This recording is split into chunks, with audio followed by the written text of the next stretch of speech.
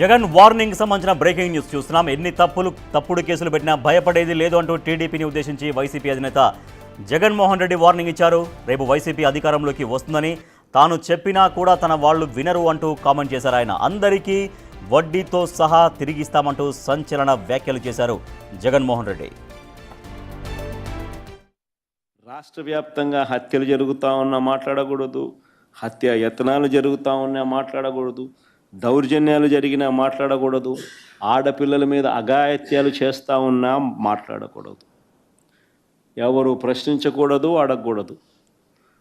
అడిగితే ప్రశ్నిస్తే సుమా తప్పుడు కేసులే.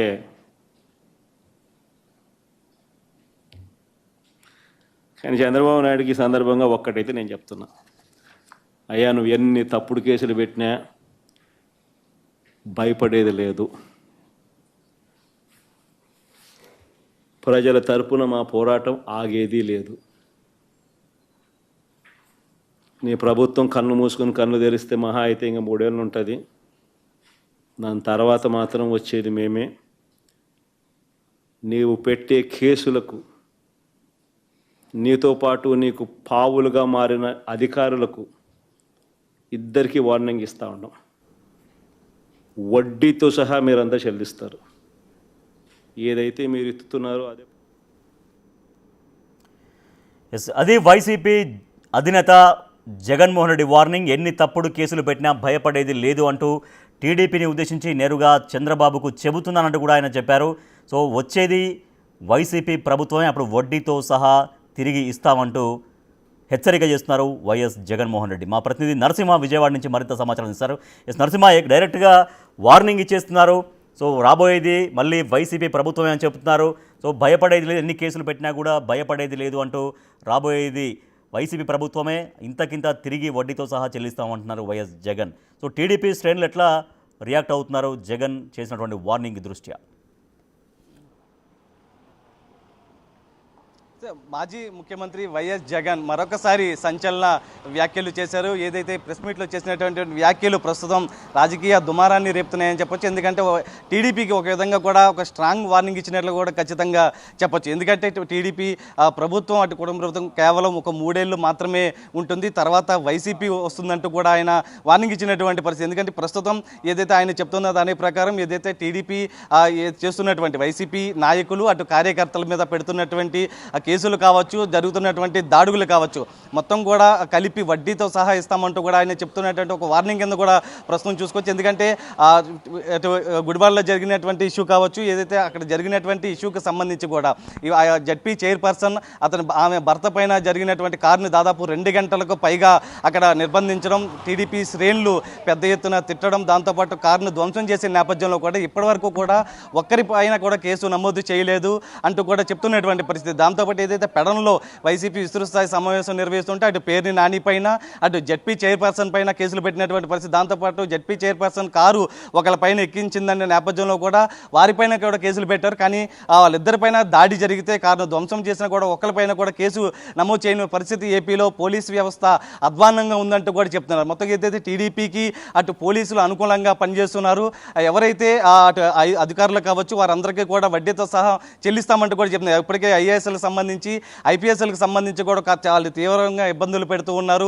వారిని ఎటువంటి ఉద్యోగం చేసుకోనివ్వకుండా ఏదైతే గతంలో వైసీపీకి సపోర్ట్ చేశారన్న నేపథ్యంలో ప్రస్తుతం వారిని ఉద్యోగాలు దూరంగా అటు సస్పెండ్ చేసే పరిస్థితి, కొంతమందిని అరెస్ట్ చేసినటువంటి పరిస్థితిని మొత్తం కూడా జగన్ ఉదాహరించినటువంటి పరిస్థితి. ఈ నేపథ్యంలోనే ప్రస్తుతం జగన్ చేసినటువంటి వ్యాఖ్యలు టీడీపీ అదేవిధంగా స్పందిస్తున్నటువంటి పరిస్థితి కూడా చూడొచ్చు. ఎందుకంటే డిఐజీలకు సంబంధించి మరొక వ్యాఖ్యలు కూడా చేయడం జరిగింది. డిఐజీలకు సంబంధించి డిఐజీల నేతృత్వంలో సిఐలు కొంతమంది వసూళ్లు పాల్పడుతున్నారు. ఆ వసూళ్లు ఎవరైతే లోకల్ ఎమ్మెల్యేలు ఉన్నారో వారితో పాటు ఎవరైతే కొంతమంది చంద్రబాబుకు సంబంధించి కూడా వసూళ్లు ఇస్తున్నటువంటి పరిస్థితి ఉందంటూ కూడా ఆయన వ్యాఖ్యానించినటువంటి జగన్ ఎక్కడ పర్యటన చేపట్టినా కూడా 3 సంవత్సరాల కాలం తర్వాత వచ్చేది వైసీపీ అని చెప్తున్నారు. సో ఇది వైసీపీ క్యాడర్ కూడా దీన్ని ఏ రకంగా తీసుకుంటుంది అంటే కామెంట్స్ని ఎంత ఒక బూస్టింగ్ ఎట్లా తీసుకుంటుంది, అట్ ద సేమ్ టైం మహాకూటమి నాయకులు కావచ్చు, టీడీపీ నాయకులు కావచ్చు ఎంత రియాక్ట్ అవుతున్నారంటే ఒక రాజకీయ దుమారానికి ఈ కామెంట్స్ అనేవి ఎట్లా దారితీసినాయి?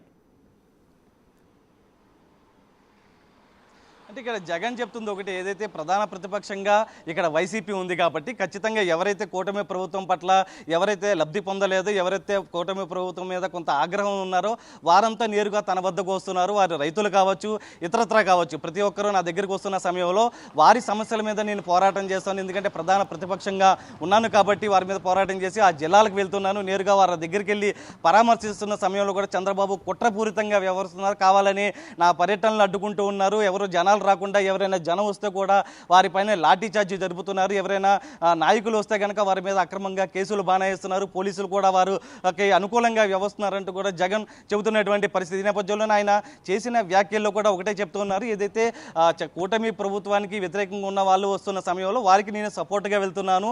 ఆ సమయంలోనే ఈ కేసులు ఇవన్నీ లాఠీ చార్జీ జరుపుతున్న నేపథ్యంలో ఇది చంద్రబాబు చాలా కుట్రపూరితంగా వ్యవహరిస్తున్నారు. కేవలం దీన్ని సీరియస్గానే తీసుకున్నాను. ఆయనకు ఒక వ్యాఖ్య కూడా చేయడం జరిగింది. ప్రస్తుతం చంద్రబాబు విత్తనం వేశారు, తర్వాత అది చెట్టు అవుతుంది. వైసీపీ ప్రభుత్వం అధికారంలోకి వచ్చిన తర్వాత నా మాట కూడా ఎవరు వినే పరిస్థితి ఉండదు, తర్వాత మీ ఇష్టం, చంద్రబాబు ఇప్పటికైనా మేల్కోండి అంటూ కూడా జగన్ చేసినటువంటి వ్యాఖ్యలు. ప్రస్తుతం దీనిపైన టీడీపీ కూడా అంతే విధంగా స్పందించే అవకాశం అయితే కనిపిస్తుంది. ఎందుకంటే గతంలో ఏదైతే జగన్ చేసినటువంటి సినిమా డైలాగులకు సంబంధించి కూడా పూర్తిగా టీడీపీ శ్రేణులు అంతే విధంగా కౌంటర్ ఇచ్చినటువంటి పరిస్థితి. ప్రస్తుతం దీనిపైన కూడా అంటే కొద్దిసేపు క్రితమే మాధవ్ కూడా దీని మీద స్పందించడం జరిగింది. కూటమి ప్రభుత్వం పైన జగన్ చేస్తున్నటువంటి ఆరోపణలకు సంబంధించి కూడా ఆయన తిప్పికొట్టినటువంటి పరిస్థితి. అయితే టీడీపీ శ్రేణులు కూడా ఇప్పుడిప్పుడే జగన్ సంబంధించినటువంటి వ్యాఖ్యలు చూస్తున్నటువంటి పరిస్థితి. దీని మీద కూడా మరి కాసేపట్లోనే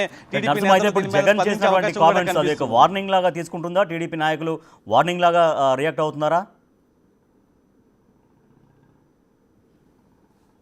ఇక్కడ మంత్రులు కానీ టీడీపీ కూటమి సభ్యులు కాదు ఒకటే చెప్తున్నారు, ఏదైతే జగన్ పదే మాట్లాడుతూ అదే టీడీపీకి ఒక స్ట్రాంగ్ కౌంటర్ ఇస్తున్న నేపథ్యంలో కూడా అదే టీడీపీ కూడా లైట్ తీసుకున్నట్టు విధంగా చూడొచ్చు. ఎందుకంటే ప్రజలు దాదాపు 11 సీట్లకే పరిమితం చేశారంటూ కూడా అటు మంత్రులు ఇటీవల నారాయణ కావచ్చు, రాష్ట్ర వ్యాప్తంగా ఉన్నటువంటి టీడీపీ నాయకులు ముఖ్య నేతలంతా కూడా స్పందించినటువంటి పరిస్థితి. అయితే ప్రజలు సరైన దారులు జగన్ తన పరిపాలన సరిగా చేయలేదు కాబట్టి 11 సీట్లకు పరిమితం చేశారు.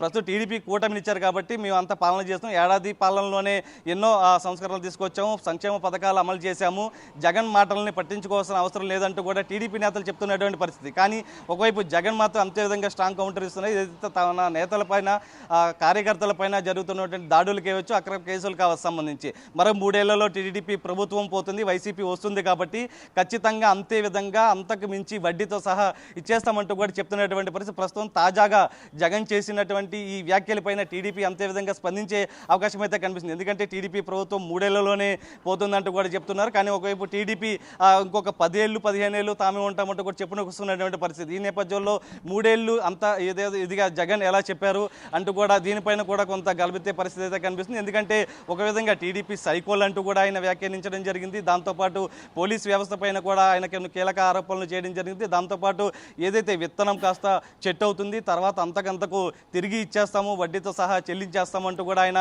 ఒక విధమైనటువంటి వార్నింగ్ ఇచ్చినటువంటి పరిస్థితి. అయితే ఈ నేపథ్యంలోనే టీడీపీ శ్రేణులు కూడా అంతే విధంగా స్పందించే అవకాశం అయితే కనబడుతుంది. Right, thank you Narasimha. YCP అధినేత మాజీ ముఖ్యమంత్రి వైఎస్ జగన్మోహన్ రెడ్డి నేరుగా హెచ్చరిక చేసే స్థాయిలో ఘాటు వ్యాఖ్యలు చేశారు.